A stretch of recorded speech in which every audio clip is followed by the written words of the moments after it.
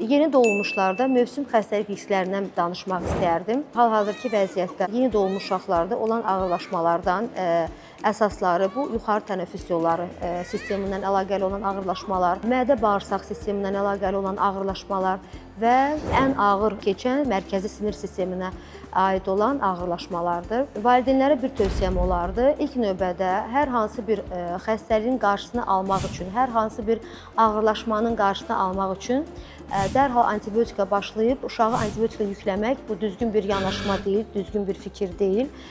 İlk növbədə uşağın maye balansını təmin eləmək lazımdır. 3 gün ərzində yoluxucu xəstəliklər zamanı dərman preparatlarına tabe olmayan yüksək hərarət qeyd olunursa və xəstəliklə əlaqəli olan maye itkisinə bağlı olan qaytarma, qusma, gün ərzində 5-6 dəfədən çox davam edən ishal, yorğunluq, iştahsızlıq və halsızlıq müşahidə olunursa, mütləq şəkildə həkimə müraciət olunmalıdır və mütləq şəkildə epidemiya dövründə ehtiyacı olan peyvəndlərlə pasiv immunitetin yaradılması mütləqdir və təqvimə uyğun olan önəmli peyvəndlər ardı-ardıcılıqla təqvimə uyğun olaraq olunmalıdır. Əziz valideynlər, çalışın ki, uşaqlarınızı ildə bir dəfə check-up müayinəsindən keçirəsiniz.